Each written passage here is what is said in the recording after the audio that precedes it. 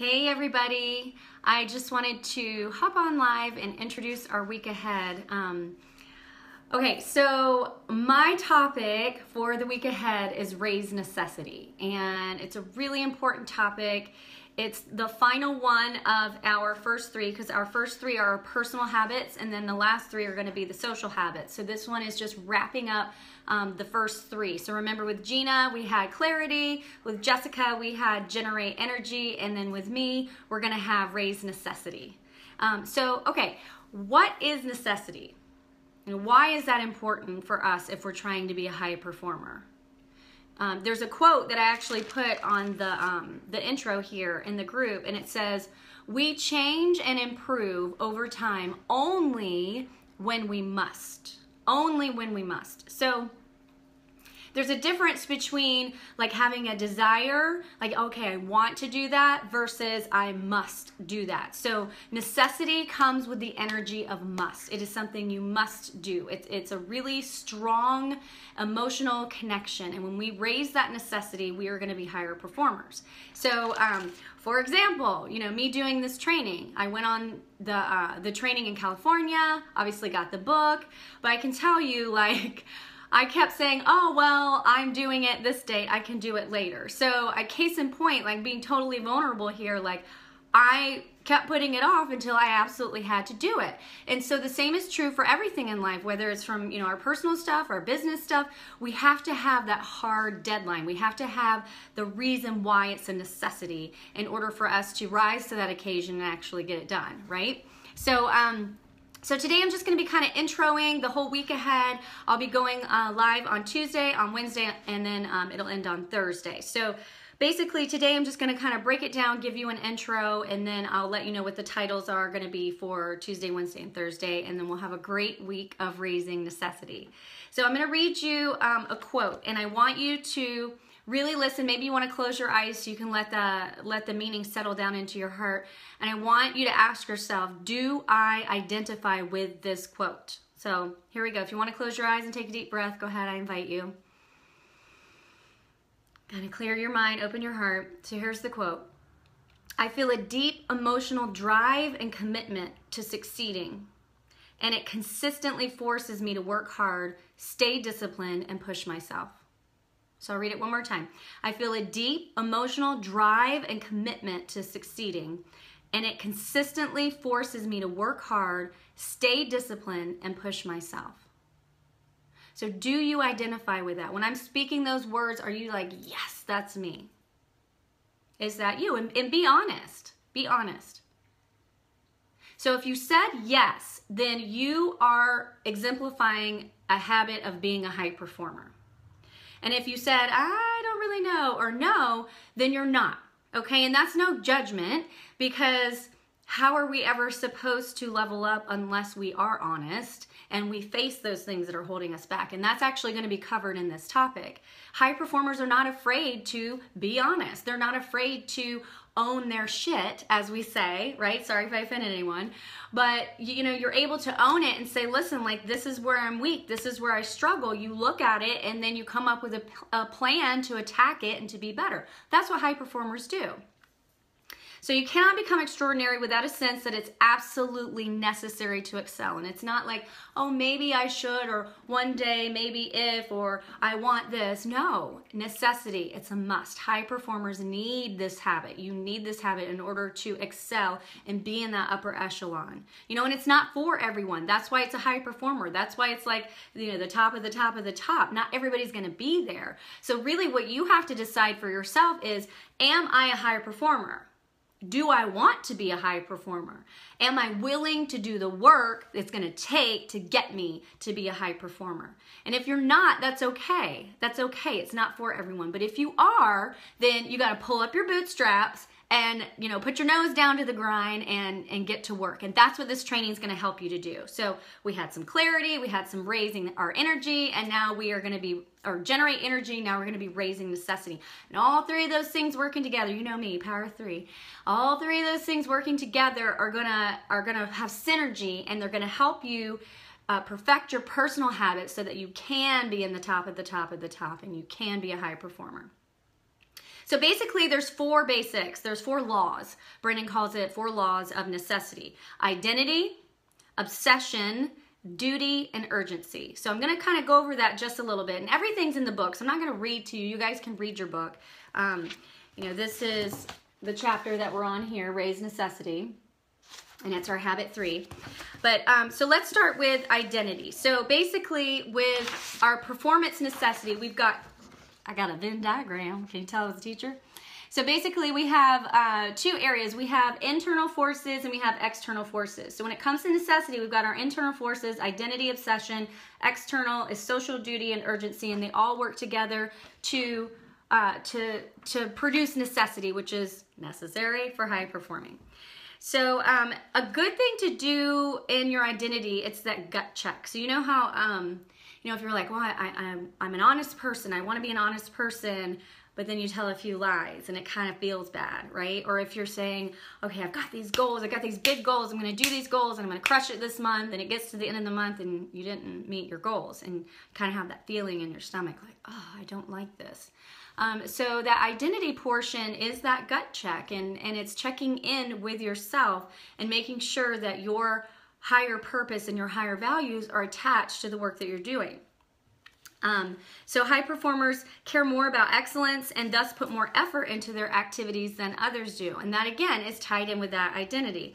And so high performers, one thing that you can do to help with this is to do some self-monitoring.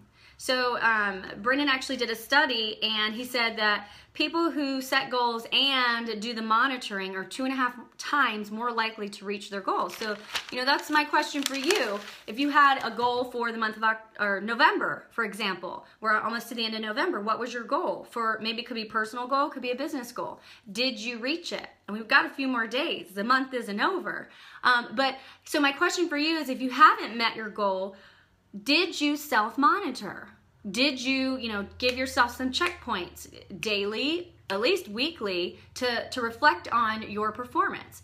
An easy way to do this is journaling. You can, at the end of your day, and if you're not a writer, you can at least, just kind of close your eyes before bed and do it in your mind. But there's 2 questions that he gives. Did I perform with excellence today?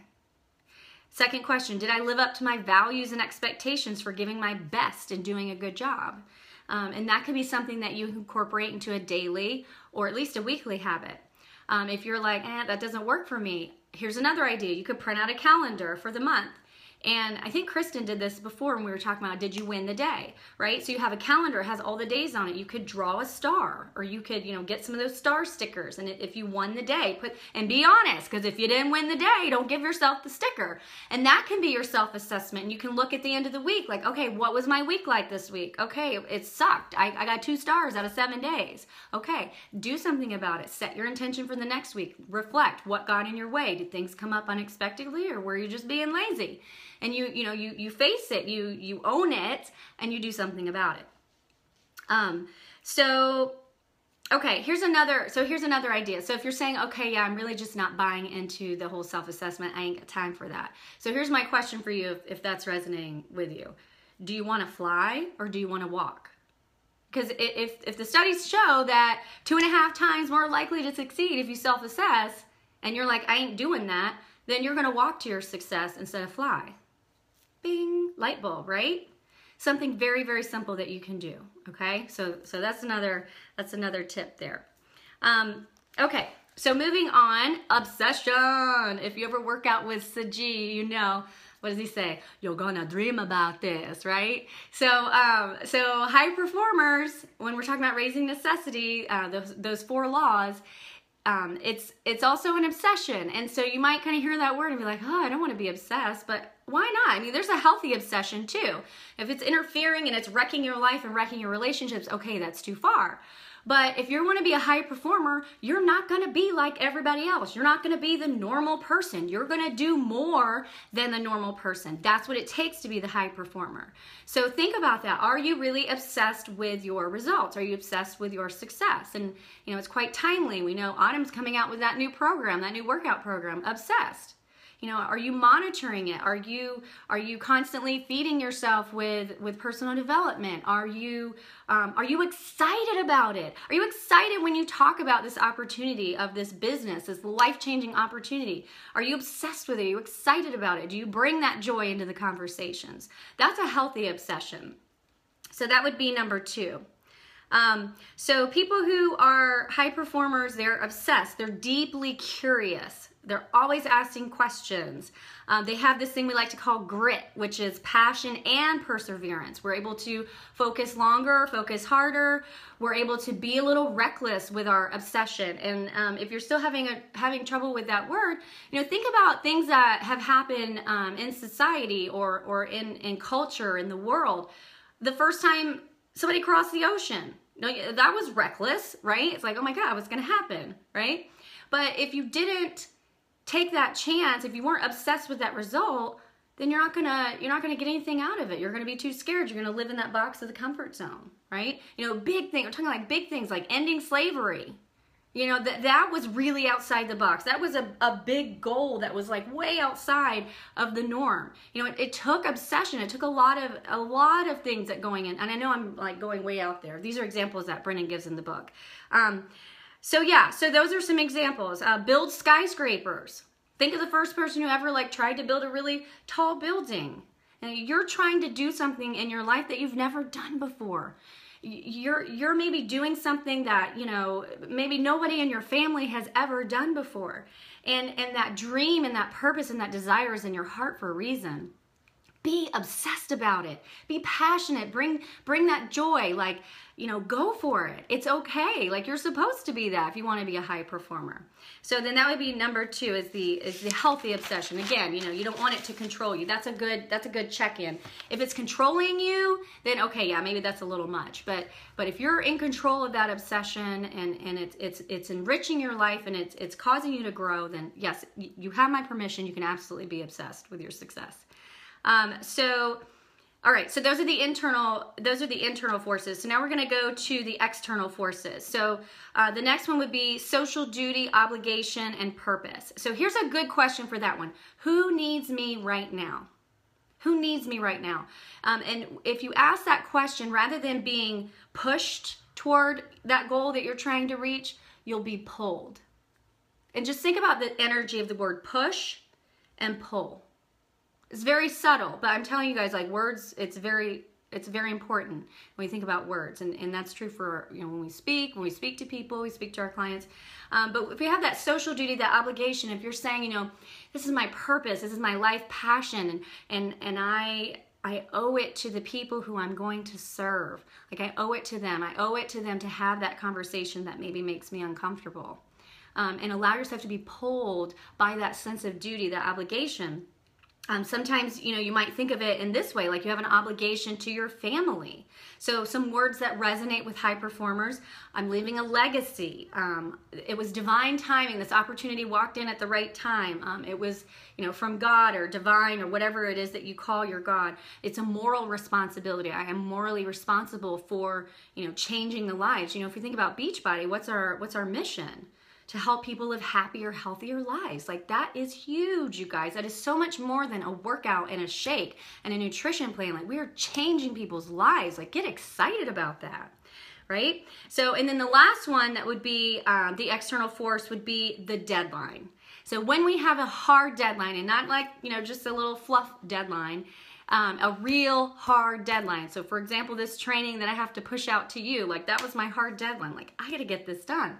So if you're not having hard deadlines for yourself, you're cutting yourself short. If in your mind you're like, well, I could do it by this, but I actually have like 2 more weeks, then your deadline is in 2 more weeks. So when you're thinking about raising that necessity, you want to give yourself some hard deadlines. Get a success partner if you don't have one already.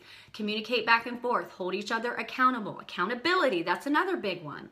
You know, if you have accountability, it's raising that necessity.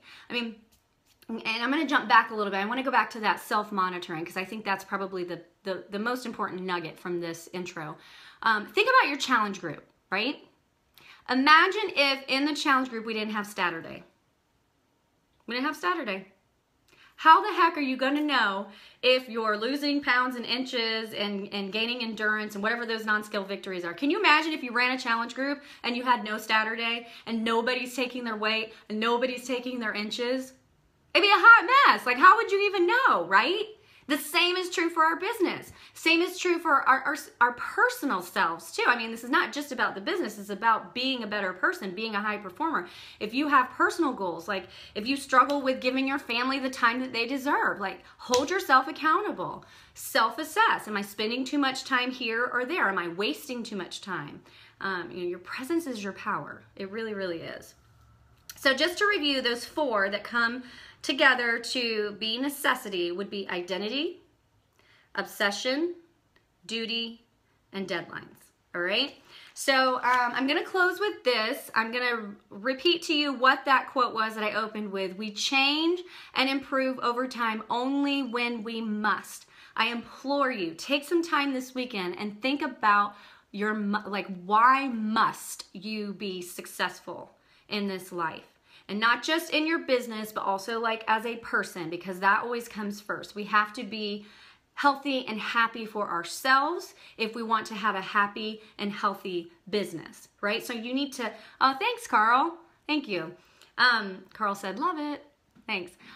So really take some time this weekend and sit down with your must. Like, why must you be successful? And I want you to break it down into those 2 areas, personally and professionally, and really push yourself. So if you come up with a surface answer, and you'll know it because you won't feel it in your bones, if you come up with a surface answer, then ask yourself why.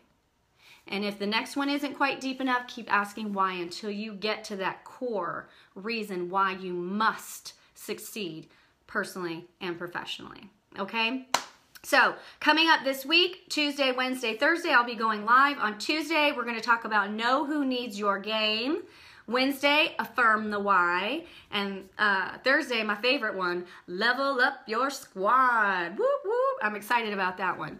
So, so takeaway for this video, just check in, drop a comment below. And when you have really sat and thought about, I don't want you to just throw something up and be done with it. When you've really sat and thought about your must, why you must be successful personally and professionally, I'm asking that you share that in the comments below, all right? So hold on to your bootstraps, you guys. It's going to be a great week. Dig in with me. Dig into the book. If you haven't ordered it yet, why haven't you ordered it yet? High Performance Habits. I think I got an email that he was like giving them away for free. All you had to do was pay for the shipping. So I'm going to find that and see if I can screenshot it, and maybe that can help some of you who haven't bought it yet. But dig into your book, dig into that Raise the Necessity, dig into your personal development, and dig into this growth that's going to happen if you really invest yourself in this training, okay? So light and love from me to you. It is my honor to serve, to roll out this content, and to really just help you level up and be the best version of yourself, all right? So enjoy your Saturday. I look forward to speaking with you again on Tuesday, and I'll see you guys later. Bye.